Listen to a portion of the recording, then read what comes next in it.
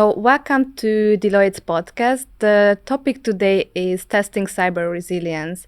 So we have today here two experts. So we have Tóth Gergely, director in Deloitte and focusing on testing and cyber resilience. And we have here Nicola Schneider, senior manager in Deloitte and focusing on cybersecurity strategy.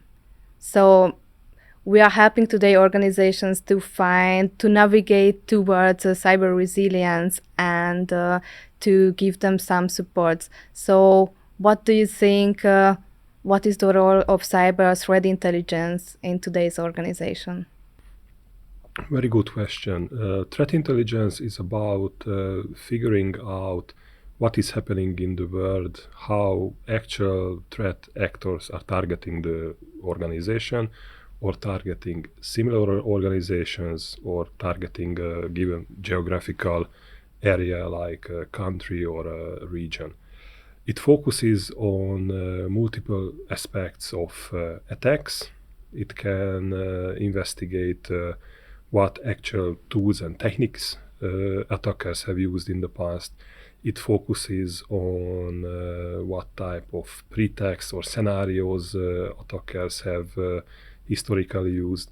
It also focuses on what is visible from the organization to an outsider, being that what services are exposed to the internet, what employees could be targeted for social engineering attacks, and generally what information is available over that particular company or entity over the internet. And combining these two together, in the end, typically a threat intelligence gives some ideas what type of actual testing activities could be carried out for that particular organization. Mm-hmm. Yeah, maybe just a short example from the recent experience that we had regarding cyber threat intelligence that could be really relevant. On one occasion, we were working with our client on some project regarding the compliance, and one of our experts dealing with threat intelligence have noted that there is available information from that client, some secret top confidential information available, that they're experiencing some kind of a breach. The hacker stole some of the data without of the client ever thinking about it or being aware of that incident. So the client was confident in their incident response and their, I would say, tools they have, to secure their environment. But on the other hand, when you have access to threat intelligence data, you may see that some of this data has leaked outside the organization, and then in this way, you may be aware of some of the incidents that you haven't noticed, and this way, it can help you to, I would say, work on your vulnerabilities and strengthen your resilience of the organization. So not only, I would say, taking exercise in testing, it also can be quite valuable, in managing your organization on a day-to-day basis and securing your environment. Yes, cyber intelligence threats are really important for the organizations. And what are the typical sources for what kind of cyber threat intelligence threats we have? There are multiple sources that one can utilize. The first is obviously there are professional providers who provide so-called threat intelligence feeds that you can search. It includes aggregation from different portals or different sources. You can use also open source intelligence, so there are multiple tools that can be used to gather information, harvest information about a given organization. And there are also services that basically constantly monitor the internet and aggregate such information. So tools like Shodan or Census can be used as open source ones, and there are a lot of professional providers that can aggregate and give a meaningful and useful information source to organizations on threat intelligence. And if organizations looking at this podcast, listening to this podcast, and they say, oh, okay, I'm a financial institute, and the other says, okay, but I'm in water supply, what threat intelligence should they use? Are there different information sources for them, or what should be your suggestion? The sources are the same, I think, for any type of organization, or let's say the main categories of sources, but threats may be different. So in terms of financial institutions and critical infrastructure, some of the dangers might be different. In financial institutions, I think confidentiality aspect is a bigger question compared to critical infrastructure, whereas in critical infrastructure, availability of services and infrastructure is typically the biggest value, and therefore the threats are also different. On the other hand, some threat actors are not very choosy, so they target everyone that they can find. So there are common vectors for any kind of institutions who have any services available over the public internet. Thank you. And if we are talking about cyber strategy, what do you think, Nicola? Should organizations use cyber threat intelligence, and should they integrate it to the cybersecurity strategies? I mean, those are quite valuable information that organizations may find on themselves, or any, I would say, information on the sector. So, for example, if we talk about financial institutions, they may be specific threat intelligence on the financial institutions altogether. So they're quite valuable in, I would say, doing the testing, from your side, to ensuring that you can address those type of the attacks that that targeted some of their, I would say, competitors in the previous months or days. So it's, I would say, a good source of information to work on your resilience. So you can incorporate that into your incident response trainings. So you can, I would say, do the testing of from organizational perspective, testing of the incident response scenarios.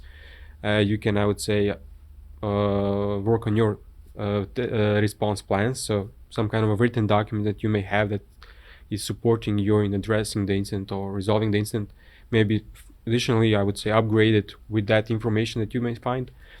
And of course, there's multiple types of testing which can be enriched by those information. So it's not only, I would say, once enough task for each organization, to comply with the regulation or do the ticking exercise for some other, I would say, group, maybe initiative. It can be quite valuable for institutions on a continuous basis. So it's good to have, I would say, continuous source of this threat intelligence, and to ensure and to incorporate those into your efforts. Thank you. So we hear a lot of red, blue, purple. So there are all colors of the rainbow related to pen testing. So can you help us and navigate us? What are these colors, Gergely? Absolutely. Yes, somehow these colors got into the picture of penetration testing and security testing. I think, at least as you mentioned, 3 colors, and then a fourth one is important. The first one is what we call red teaming. Red teaming means that the attacker or the company that you engage to do the testing operates in secret. So the defenders don't know about the testing activities. And this way you can test not just the technical aspects, so not just looking for technical vulnerabilities, but you can also test processes like how do you react to an attacker operating in your environment.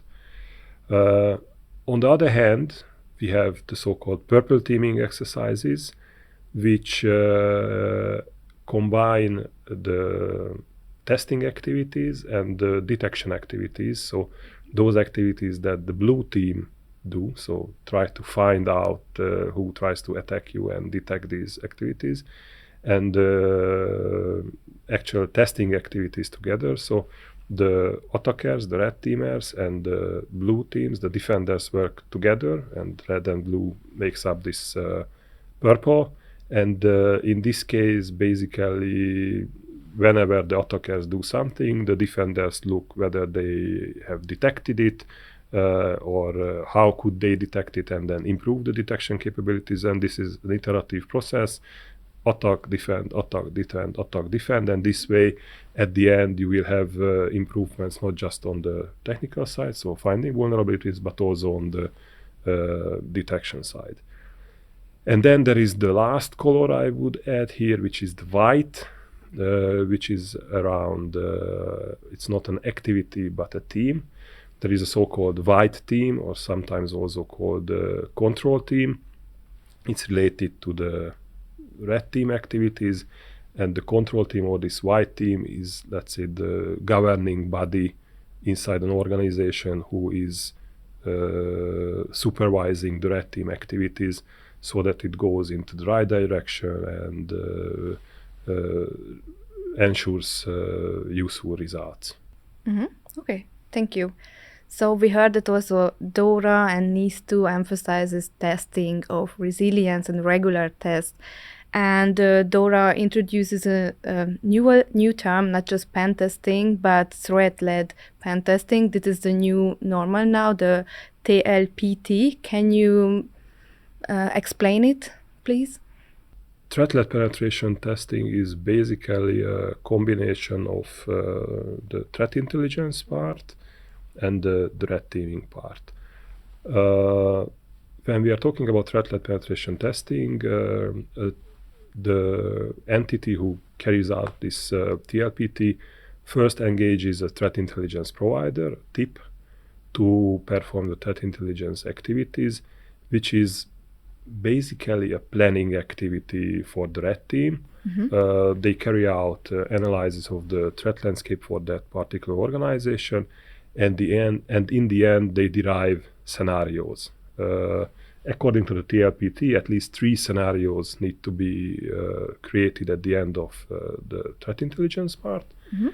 And then these scenarios will be executed by the red team. So the big invention, or the new thing about TLPT, is using the threat intelligence part to define the activities of the red teams.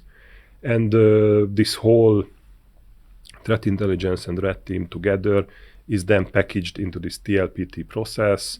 There is some preparation phase at the beginning, identifying the scope, creating a risk management framework for it, then carrying out the threat intelligence, then carrying out the red team. And then in the end, there is also in the closure phase, an activity where the results of the red team are correlated with what the blue team, so the defenders, saw about the simulated attacks, and then these two are matched together, and then out of the red team activities, the blue team results, an action plan is then created in the end. Okay, thank you. So it's more focused on led by the threat, what it is typically for these organizations. Okay, I see. Can you give us some real-world examples, or what you found interesting, or what was the most challenging in the last years? Yeah, so first of all, maybe a clarification in this regard. TLPT is a new thing in DORA. So there are not too many organizations who actually have done TLPT yet. The whole TLPT concept is based on the TIBER regulation from the EU, which is a much older regulation.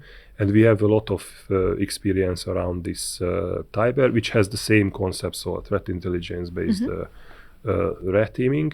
And out of these, there are many avenues that organizations can take benefit of. So I think the biggest benefit of this approach is that in the traditional sense, red teaming is, let's say, a wide picture. So it looks at a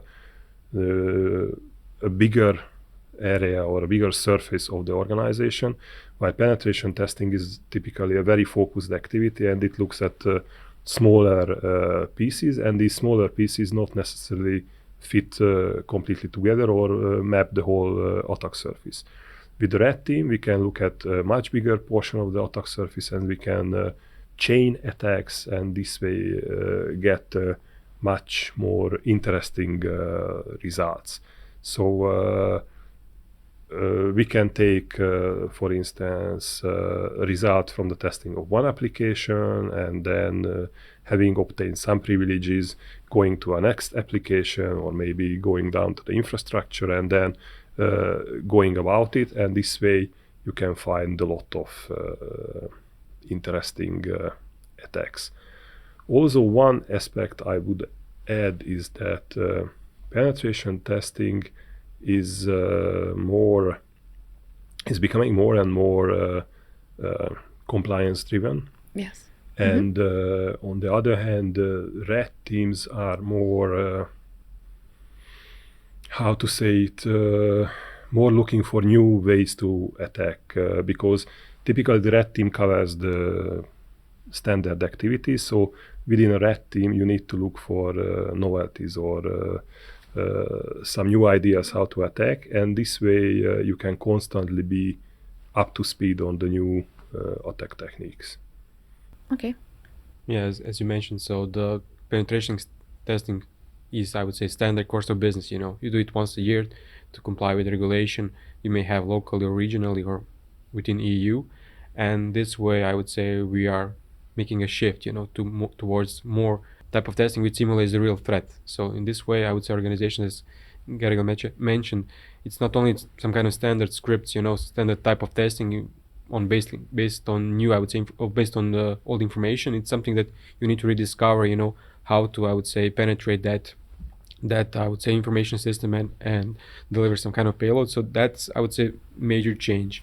So it's quite beneficial that we have this shift, you know, within the EU, and I would say it's quite valuable for organizations to do it, because that way they are, I would say, working on their own, I would say, expertise, because as you mentioned, all the colors, we have all those in TLPT. So all the, I would say, parts of organizations are working together, and in the end they need to, I would say, collaborate to understand how the attack was delivered and how to respond on that in near future. And all that is based on threat intelligence which is customized and relevant for their I would say, institution. So it's much more, I would say, organization driven and incident response driven than standard penetration testing that usually involved only, let's say, public IP addresses of some organization and only small segment of that IP addresses. So we got, I would say, limited results, which are just taking exercise, and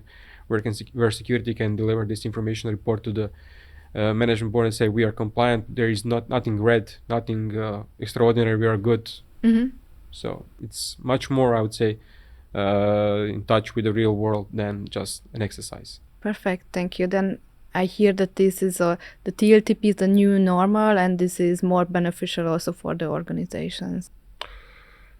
This is the new norm, so the DORA regulation will bring this to all the major financial institutions, but I think it's like an addition. So it's not instead of the penetration testing, it's on top of the penetration testing.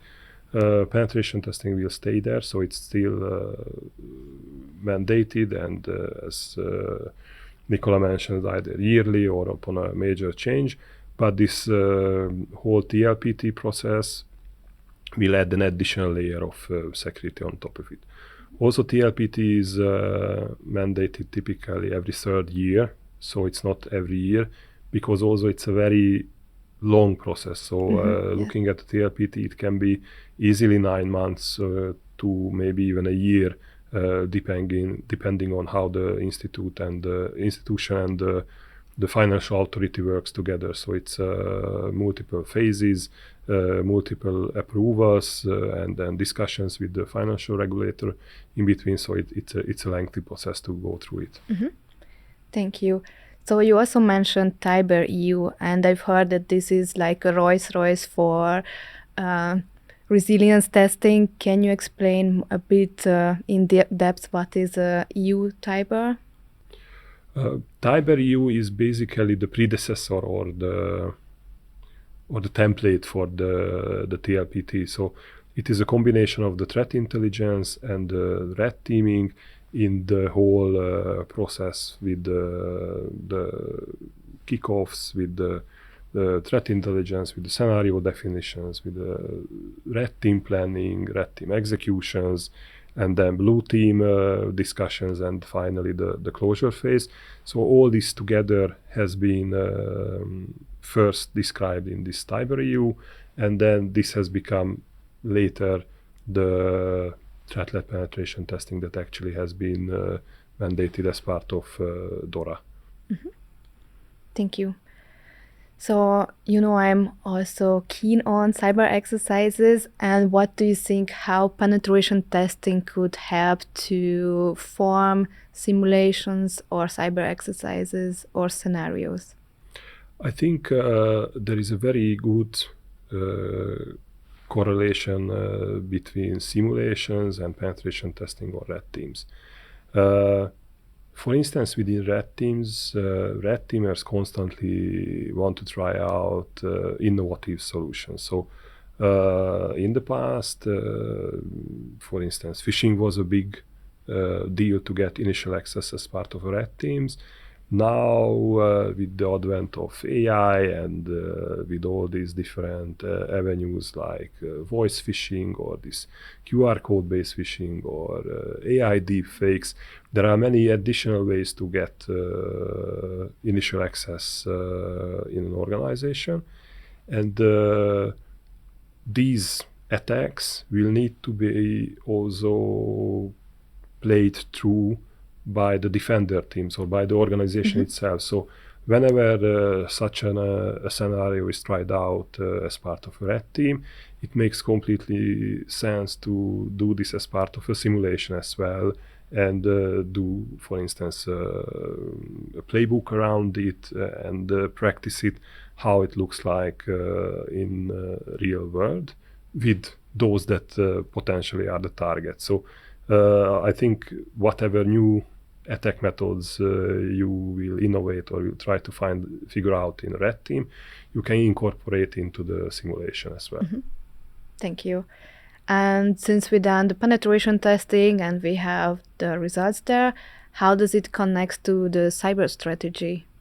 I mean, those are, I would say, one of the components of some overall, I would say, resilience program the organizations may have. So DORA mandates it's beneficial for organizations to have some kind of structured approach how to address all of the concerns they may have and address the risk. So within the program, the organization strategy program the organizations may have, it's beneficial to define all the potential types of the testing.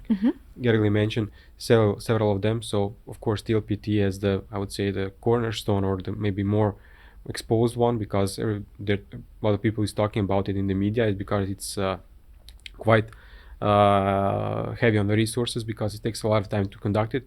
But there are many more who are done, I would say, by the organizations themselves previously, and they're not highlighted that much. So within those resilience programs and types of testing, we also need to talk about penetration testing that you mentioned. Now it's still there, it still needs to be conducted as mentioned upon every major change or any major incident we may have. And of course there are additional testing like vulnerability assessments, which are always done and should be done. DORA mandates to do it in much higher frequency for the critical applications than before, the applications which are supporting critical important functions.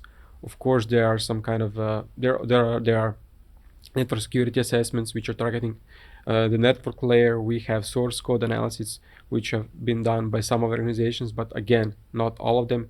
So now it's, I would say, based on the current regulation, all these, I would say, types of the testing are combined in one place, and each organization can look it through, and it can help them to create a program around it. So it's I would say some kind of a guidance how to structure it and how to conduct the testing. Of course, it's not important to just have it written, to have it defined in some kind of policy or program. It's important to do implement those, and you do it on a frequent basis depending on the classification of your, I would say, criticality of your ICT assets. It's all interlinked, and it's difficult to have, I would say, one component without the other. So we need to have, I would say, one holistic approach, and to have all the assets in one place, to classify them on criticality and how they support the business in the end, and based on that do the testing based on the, I would say, risk-based approach, and to ensure that you reduce the likelihood of some kind of vulnerability or threat to the acceptable level in the end. I would add one, or actually two things on top of that. If an organization does a major project, a typical example would be relocating from on-premise to cloud, or rolling out a complete new suite of technologies, it absolutely makes sense to do a red team exercise around that scenario. Similarly, if there is a chain of attacks coming identified with threat intelligence on a particular technology, it would also make sense to do a red team around that. And on the other hand, if from a penetration testing program or from red team, you identify similar vulnerabilities across multiple applications or across multiple items, it would make sense to incorporate activities into your strategy on a longer scale, to focus on particular controls, to improve those controls, and not just try to fix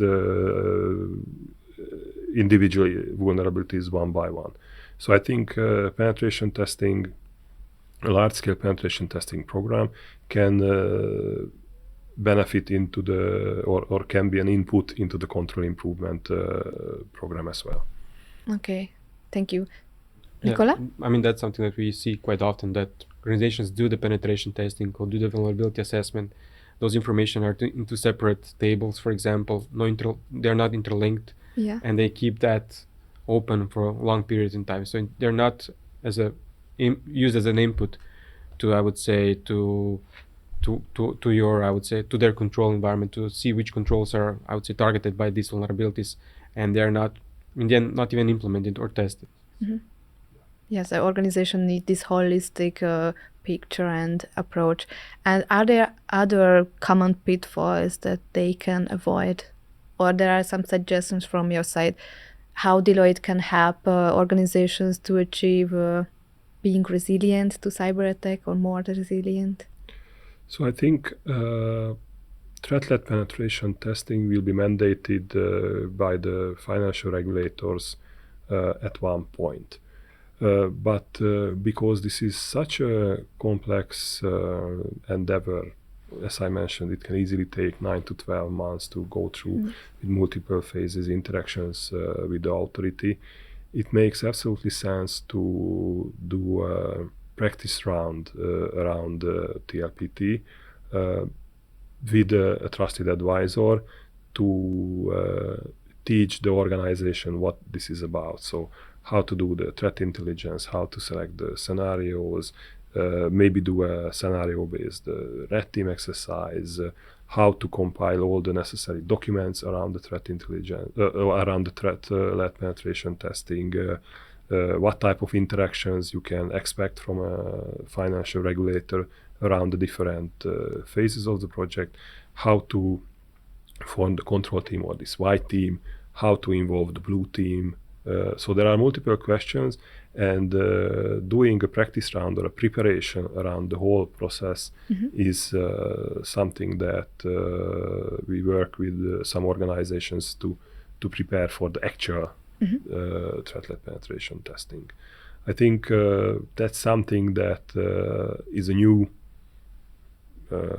thing that we can talk about. Of course, there is the whole digital operations resilience testing program. So all the activities that Nicola mentioned, penetration testing, vulnerability assessment, all the different test types are there. But this whole threat-led penetration testing and preparing for it is something new that is now new for everyone, basically, or for almost everyone. Yeah, maybe just to add top of that, because as you mentioned, it's quite complex, so it's really good to have somebody to lead you through the whole process. So from the beginning, from creation of the program to creation of the procedures to support the whole process, and then to try to implement it on a small scale, on one example, on one scenario, to go through the whole process and to see what are the common pitfalls within your organizations, what are the components or the program that you may not have, or resources that you may not have so far. So it's all, I would say, easily identified, and it can help you prepare for the real one when the competent authorities say you're the one who need to conduct this type of testing. So you have some kind of experience behind you. You know, all the participants have gone through the process and on small scale, so it's quite easier to go through that, and I would say to complete it in a shortest time possible. You know, so we're not talking, for example, then about 60 weeks. It can be done in some lesser weeks, I would say, in the end. Okay, thank you. So at the beginning we were talking about TTPs, tactics, techniques and procedures, and different threat actors like APTs, these advanced persistence threats. And I was just thinking, because there are also a lot of different sectors, not just financial sectors. So how do you see the sharing of this information between the vendors? Or do you have something best practices related to this topic? So I think threat intelligence forms a vital part for any major organization, regardless in which industry they are. So I think in today's world, I can very difficultly imagine a company that does not deal over the internet any sort of activities. And whoever is exposed to the internet will face these advanced persistent threats. They will face criminal organizations going after the money. They will face nation states aiming for some political agenda. So preparing for this and having up-to-date information around this is vital. Threat intelligence can help in this regard. There are many aspects to it, focusing on technologies, focusing on different sectors, geographies. So there are lots of pieces to the puzzle, but this will definitely enhance the resilience of any organization. Thank you. Maybe on top of that, not just maybe to have the external component, it's also important to have, I would say, collaboration across the clients, because DORA is also talking about information sharing arrangements, because each organization should be able to share those IOCs with other, I would say, competitors on the market. So share this type of information is quite valuable. So on top of this, I would say, threat intelligence that they can acquire, it's also important to share this information among themselves in some kind of communities they may have. We see that this information is often shared within the groups. We have parent company as a leading company within the group, and it's often sharing the threat intelligence over their internal, I would say, channels. But it's also important to have the sharing of this information on some kind of regional markets, because parent company may be doing business on completely different market and have completely different, I would say, threat landscape than the local one, or potential, I would say, attacks may be completely different. So that's important to share this information on a local level. We see now that some of the countries have, I would say, centralized approach to that, where the competent authorities are supporting this process.